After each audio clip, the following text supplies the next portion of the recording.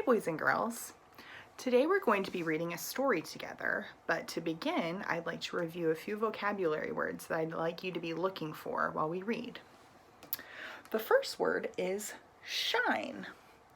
Now to shine means to give off a very bright light. Like when you have a dark room and you turn a light on, the lamp could shine light into the room. The next word is shrugged. Now, have you ever been asked a question that you don't know the answer to and you just kind of raise your shoulders up and down like this? I don't know. Well, that is called a shrug. And in this case, we're looking at the past tense, so we're adding ed, shrugged. So just kind of this motion when you maybe don't know something or maybe don't care about something. The next word is stained. Stained means to have a different color of something splashed onto another color. So maybe if you drop some ketchup on your shirt at lunchtime, it could stain your shirt red. And again, we're looking at past tense, stained. Our last word is hope. Hope is a feeling or a desire that you're wanting something to happen. Like, I hope we get chocolate chip cookies at lunch today. So we're going to be looking for these words in our book. Our story is called Owl Moon. It's written by Jane Yolen and illustrated by John Schundler. Now, taking a look at this cover, what do you think might be the relationship between these two people? Looks like they might be holding hands, so maybe they're related or they're friends. But we'll be finding out.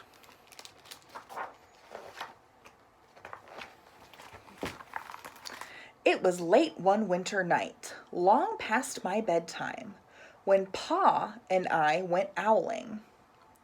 Now, think about who is telling the story here. Is it another person talking about events, or is it a person speaking from their own experience? It is a person speaking from their own experience. And notice that she calls her dad Pa. Maybe you have a relative that you use another name for besides, maybe you call your grandpa Grampy or Poppy or something like that. There was no wind. The trees stood still as giant statues, and the moon was so bright that the sky seemed to shine. There's our word. Somewhere behind us, a train whistle blew long and low, like a sad, sad song. I could hear it through the woolen cap Pa had pulled down over my ears. A farm dog answered the train, and then a second dog joined in. They sang out, trains and dogs, for a real long time, and when their voices faded away, it was as quiet as a dream. What do you think that means, as quiet as a dream? Do you think the author might be trying to allow us to picture how quiet it is, maybe get a better feeling for it? We walked on toward the woods, Pa and I. So there they are, they're heading deeper into the woods. What do you think that they're looking for? They're going owling. Maybe they're looking for a specific type of animal. Our feet crunched over the crisp snow, and little gray footprints followed us. Pa made a long shadow, but mine was short and round. I had to run after him every now and then to keep up, and my short, round shadow bumped after me. But I never called out. If you go owling, you have to be quiet. That's what Pa always says. I had been waiting to go owling with Pa for a long time. Why do you think you need to be quiet when you're going owling? Maybe to prevent scaring the animals? We reached the line of pine trees, black and pointy against the sky, and Pa held up his hand. I stopped where I was and waited. He looked up as if searching the stars, as if reading a map up there. The moon made his face into a silver mask. Then he called, Woo! The sound of a great horned owl. Woo, woo, woo! Again he called out, and then again. After each call, he was silent. And for a moment we both listened, but there was no answer. Pa shrugged, and I shrugged. I was not disappointed. My brothers all said sometimes there's an owl and sometimes there isn't. So there's our word, shrug. And in this case, you know, they're not too upset that they haven't found an owl yet.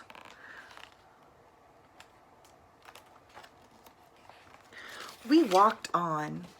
I could feel the cold as if someone's icy hand was palmed down on my back.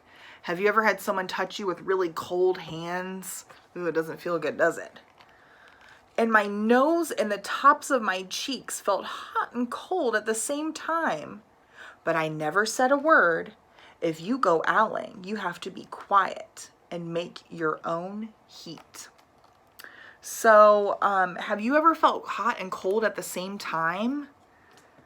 Like maybe you're all bundled up to go play outside in the snow, but you're moving around a lot, so you get kind of hot where your hat or your scarf is. That's how the little girl feels in this story. We went into the woods. The shadows were the blackest things I had ever seen.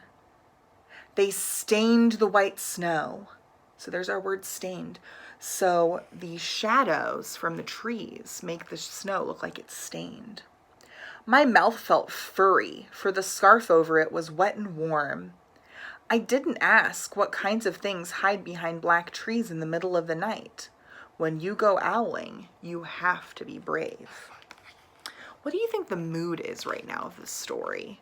Does it feel happy and light?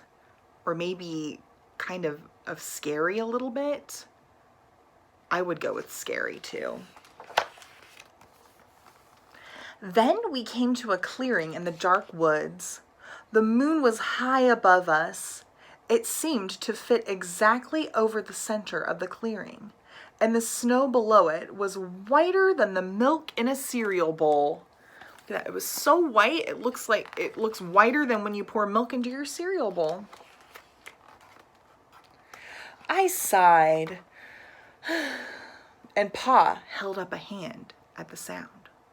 You have to be like, quiet. I put my mittens over the scarf, over my mouth, and I listened hard. And then Pa called, hoo, hoo, hoo, hoo, hoo, hoo. I listened and looked so hard my ears hurt, and my eyes got cloudy with the cold. Pa raised his face to call out again, but before he could open his mouth, an echo came threading its way through the trees. Woo, woo, woo. So what's happening here? They're finally hearing an animal, aren't they? What do you predict might happen next? Maybe we'll get to see an owl. Pa almost smiled. Then he called back, woo, woo, woo, woo, just as if he and the owl were talking about supper or about the woods or the moon or the cold, like they're having a conversation. I took my mitten off the scarf of my mouth, and I almost smiled too. So look, they're expecting something. The owl's call came closer, from high up in the trees on the edge of the meadow. Nothing in the meadow moved. All of a sudden, an owl shadow, part of the big tree shadow, lifted off and flew right over us. We watched silently with heat in our mouths. The heat of all those words we had not spoken. The shadow hooted again. Woo, woo, woo. Pa turned on his big flashlight and caught the owl just as it was landing on a branch.